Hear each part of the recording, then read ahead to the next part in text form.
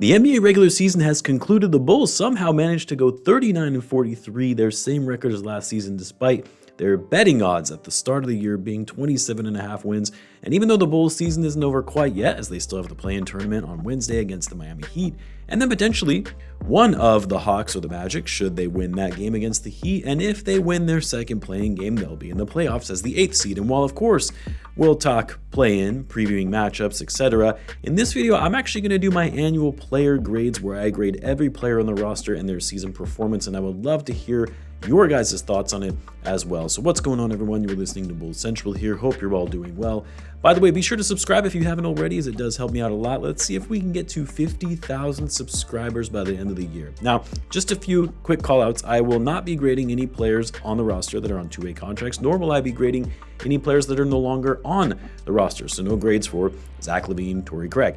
I'll be grading the full-time roster guys who were on the team for the final game of the season. And I'll start with guys in the starting lineup, or at least the guys who were in the starting lineup to finish out the season. And I'm going to start with none other than Coby White. Coby White, didn't have the best start to his season. Like, it seems like a long time ago in ancient history where we were all talking about how it's been such a disappointment to see Coby go from the most improved player of the year candidate to then kind of regressing back to the player we had seen from the start of his career, turning the ball over, wasn't taking the best shots, couldn't finish through contact, and everyone was like, see, Coby isn't going to be able to be the same. He's not going to be able to keep up his play from last year because he benefited from DeMar DeRozan being on the court and taking the pressure off of defenses from Coby.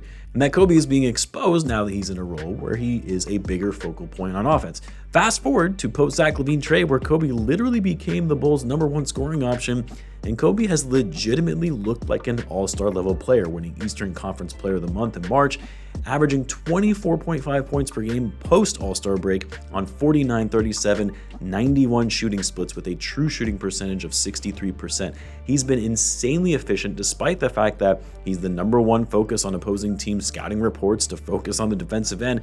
And what's been huge for Coby this season is that he's become a much more versatile scorer in being able to drive to the basket and finish with contact, getting the foul line, playing on and off the ball. I mean, he's been able to do it all on offense, and most importantly, he's actually been very clutch, which I think a lot of us doubted whether Coby could be that guy to finish out games for the Bulls when you no longer had DeMar or Zach on the roster.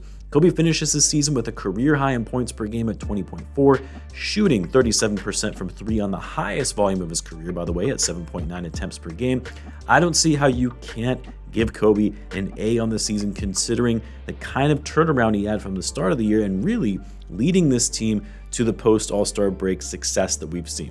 Next, let's do Nikola Vucevic. Now for Vuce, and I mentioned this, in one of my recent post-game videos, what has impressed me most is how Vuce has handled himself and carried himself throughout the season despite remaining on a young team that isn't going to be competing for a title. Despite all the other guys like DeMar, Zach, Caruso being traded, everyone thought Vuce would eventually be traded as well. Even Vucevic himself thought that.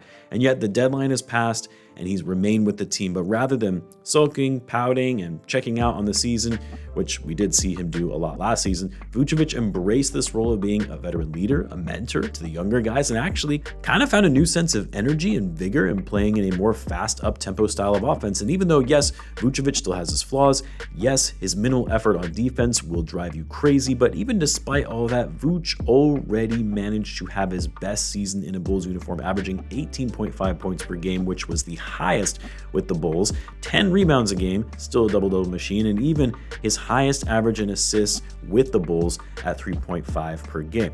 But I think what blew most of us away was the fact that Vuce went from shooting 29% from three last season, one of the worst shooting percentages of his career and one of the worst in the NBA, to shooting a career best, not just with the Bulls, but for his entire career, a career high 40% from three on 4.4 attempts per game. Vucevic had the most efficient shooting season of his career at 61% true shooting, which is insane for a guy who's never had a true shooting percentage above 60. So I'm giving Vuce a B+. Only reason I'm not giving him an A is because his limitations on defense, and occasionally he would have a really bad game here and there. But overall, a very solid season for Vucevic, especially at his age and the circumstances around the roster and him being the lone older veteran on this team. Next up, we've got to do our guy, Matas Buzelis. Didn't start out in the starting lineup, of course. In fact, he barely played to start the season, which was a mistake. But he worked his way into Billy's good graces and into the starting lineup no doubt in my mind he'll at least be all rookie second team. Modest actually exceeded expectations in the sense that I thought he was going to be a pretty raw player that was going to really need a few years to develop, which, don't get me wrong, he still is pretty raw with a lot of areas for him to work on for his overall growth and development. But when he was actually given the opportunity, he really embraced it and showed why he belongs in this league. Super confident, not afraid of the moment, insanely athletic, and what impressed me most about Modest this season was actually how mature he is as a player and the IQ level he has when he's on the court. Like, yes, he made mistakes here and there, but for the most part, his decision making was on point, has great awareness when he's on the court, has good instincts defensively and timing his leaping ability at the rim to deter shots. I really do think, and I know we've been saying this all season, but the Bulls have a special player in Modest, a player they can build with for the future. I'm giving Modest an A-. Only reason for the minus is one, not really his fault, but didn't get enough playing time to start the season. Two, also still some gaps in his game that I would like to see shored up a bit going forward, most notably with his jump shot and getting to the free throw line.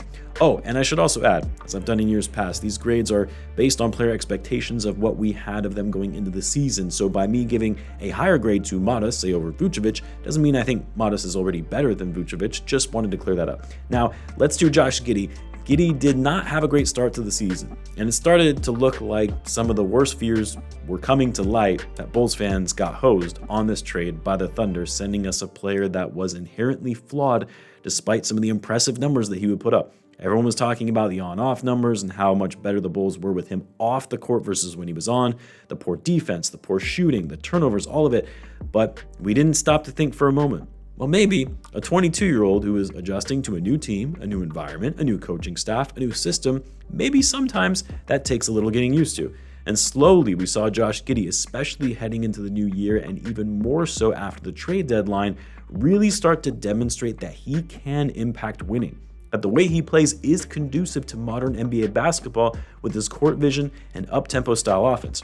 I mean, when you look at Giddey's splits from pre and post All-Star break, it's actually insane, the stark contrast in how he was able to take his game to another level and help leading this team to post All-Star success, when a lot of us thought that this team would just crumble and lose the majority of their games the rest of the season.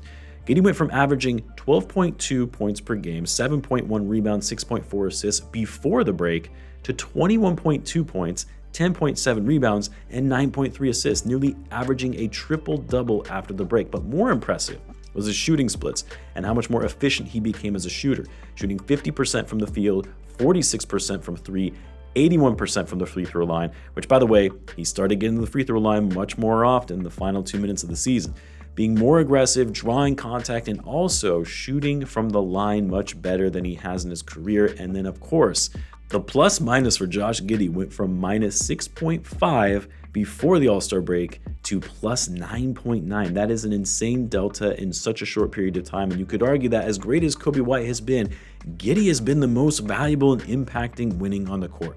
So even though Giddey, yes, had a rough start to the year, he completely turned it around and made it one of the most impressive seasons in his young career. To that end, I'm giving him a B+. The only reason I didn't make it higher is because of the slow start that he had to the year.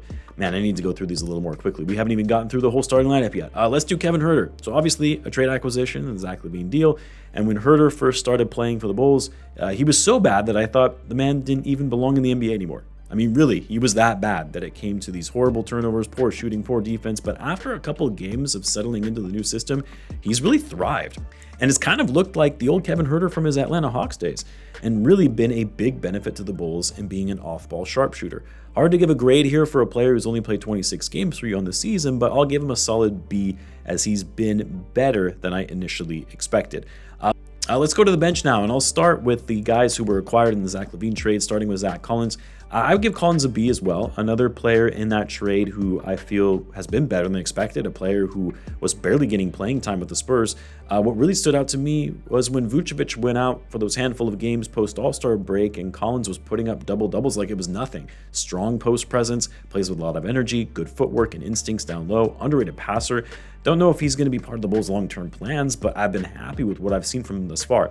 Now, Tre Jones, another tough one to grade, and to be honest, I feel like I need to give this one an incomplete since he only played in 18 games, but in the games he did play, I love what I saw. I mean, he was my favorite acquisition in that trade just because of his hustle, heads-up player that was calm under pressure, knew how to make winning plays. We'll see what happens and whether the Bulls will look to retain him or let him walk in free agency. But yeah, I would probably leave this as an incomplete grade.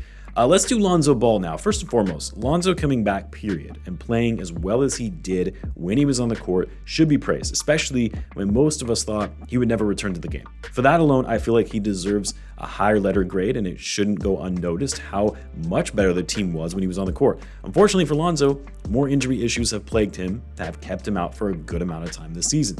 He only ended up playing in 35 games and obviously wasn't the player that he used to be, but close to it, or at least closer than we thought anyway. I'm going to give Lonzo a B as he overall did exceed my expectations. Let's do another player who has been hammered by injuries, Ayo Dosunmu, who played a little more than half the season at 46 games. We actually saw some great things from Ayo that carried over into what we saw last season. In really using his speed and strength to get downhill, he actually averaged a career high in points, rebounds, and assists, believe it or not. Like some people are going to say, this grade is a stretch, and I think it's because we haven't been seeing Ayo, and so it's more of an out of sight, out of mind type of thing. But I'm going to give him a B+ because he was just as good, if not better, than last season. And last season was a very big bounce back year for him where he had already outplayed his contract. Now we've got to do Patrick Williams. Most people kind of forgot about the whole no excuse tour thing for Pat after the Bulls were going down this youth movement where he would be given this big opportunity. Everyone was kind of hoping for this big year from Patrick Williams, and instead he had one of the worst seasons of his career. Lost the starting spot to a rookie, had some injuries here and there, which I'm sure didn't help.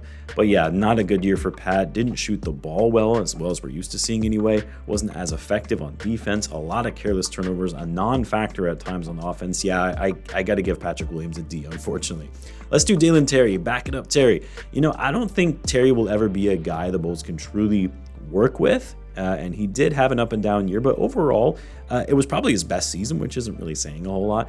Showed off some of his shooting, which if he can start knocking down threes consistently, that could be a big come up for the Bulls. I'm going to give Terry a C, though. I would say it was an average season for him at best. How about Julian Phillips? Hard to give Phillips a grade as well because he didn't get enough playing time, even though I feel he deserved more. He played in nearly all games, 79 in total, but just never got enough run on the court to really give him consistent minutes. The last two games, though, especially the game against the Wizards I was at, showed, hey, he can be a guy. He is a piece that I think with the proper development could be something the Bulls could work with. I believe that in Julian Phillips way more than I do in Dalen Terry. I'm going to give Phillips a B-, but a lot of that is because of circumstances and him just not getting enough minutes, stuff that's out of his control, of course. We've got a few more. I know I'm going to go through these kind of fast. Let's do Jalen Smith. Look, I like Smith. Yeah, sometimes he makes some brain-dead plays, but he hustles, plays hard, fights for rebounds, is great at getting offensive rebounds, can spread the floor a bit. I think he's a great backup, and it was unfortunate that he fell out of the rotation, and I'm sure it's not really going to be great for his confidence either. I'm going to give Smith a B- as well. A solid year, nothing too insanely great, but he did a lot of things well for his role. And then Talen Horton-Tucker, you guys know how I feel about THT.